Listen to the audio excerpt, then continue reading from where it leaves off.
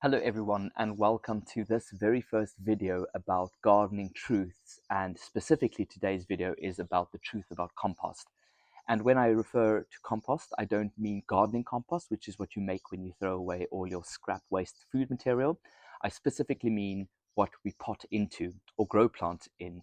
So in the UK, we just generally refer to it as compost. In other parts of the world, you might call it potting soil or potting mixes. And it is a topic I feel very passionate about because I've seen the differences, I've experienced the differences firsthand, and I've been very frustrated with the process because compost isn't just compost. It is really and truly the entire environment in which plant roots thrive and survive. And in my experience, it can be the difference between a plant thriving and a plant barely surviving. Not all composts are equal, even if they might look the same. You often find big differences in texture, in drainage, in water holding capacity, and even level of nutrients that are supplied. And this really is, or these are some of the things one should be thinking about when trying to buy a compost or choosing the best compost for your situation.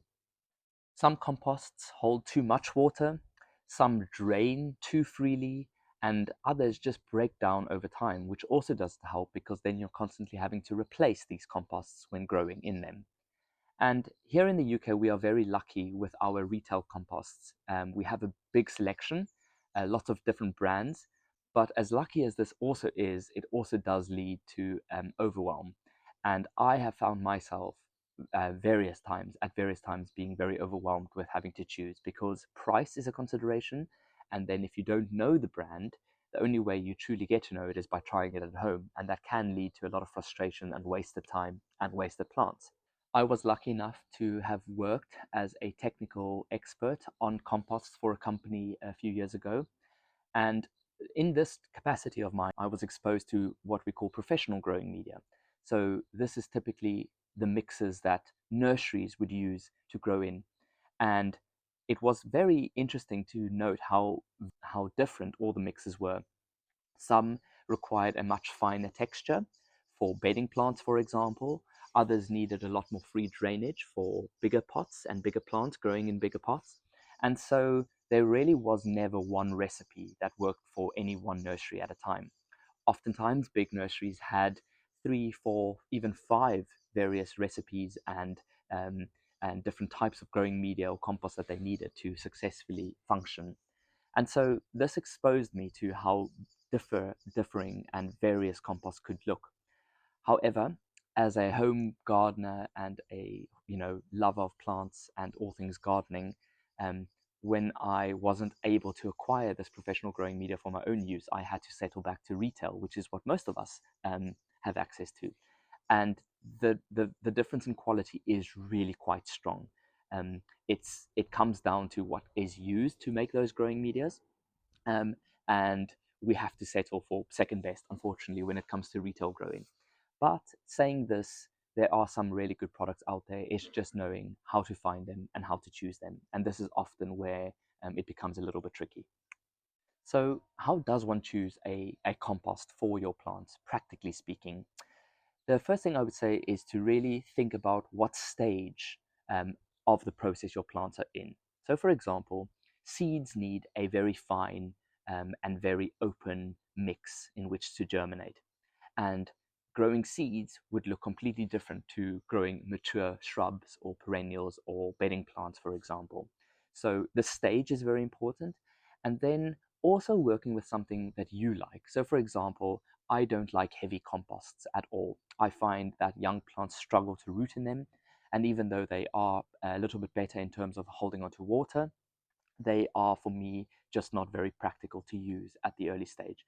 So in my own capacity, I much prefer an open structure, a light and airy, and a quite free draining compost to start with. So therefore, I would say match the compost to the purpose, not just the price. Look at its structure. Does it drain well? Does it drain too quickly, perhaps? Does it dry out too quickly? Or does it hold on to water too long? Then also consider the nutrient levels. So oftentimes composts in a bag will come and they'll say they have 3 month nutrient supply, others have 6 month. And this comes to the level of controlled release fertilizers that are used in the bag, as well as the base fertilizers.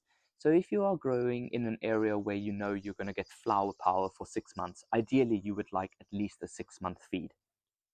If you're growing larger trees or shrubs or just larger plants generally in a pot, obviously trying to get a 12-month feed, a 12-month compost that will hold its structure and will hold its nutrients for that time would be ideal. This isn't always so easy, and this can easily be rectified with adding your own homemade compost, and this specifically I mean which comes from a compost heap, and also of course supplementing with fertilizers if that is the way you are inclined.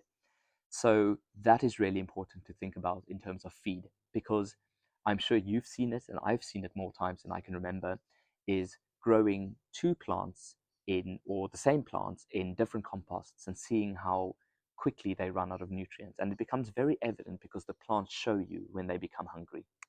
For me, the biggest thing when it comes to composts is consistency. You want consistent results so that when you plant something, or when you're starting your season in the garden, you know that you are going to have consistent results with your quality and that the plants will survive. Saying this, with the push to go more peat-free, especially here in the UK, the use of the peat substitutes unfortunately mean that consistency does lack.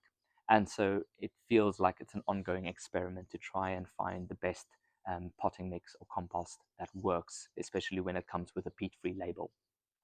This is really an area of great sort of discussion and debate, because yes, we have a responsibility to reduce the amount of peat which is extracted from peat bogs.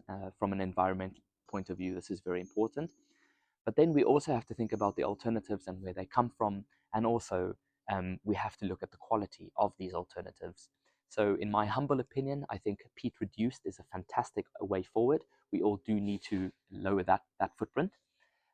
But we also need to carefully consider the alternatives, because we can't just be growing in things that just don't seem to be working. But that's a debate for another day. So consistency matters, and often looking at price is important, because cheaper now doesn't necessarily mean savings over the long term.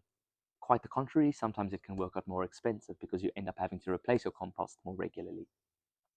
So I would love to hear from you, those of you that are experienced growers, those of you that have never gardened before. How do you choose your compost? How do you go about deciding which compost is best for you? And do you think it matters that much? Because in my opinion, I think it makes all the difference. I have seen the difference in quality, and I've seen the difference in how plants respond to those various composts.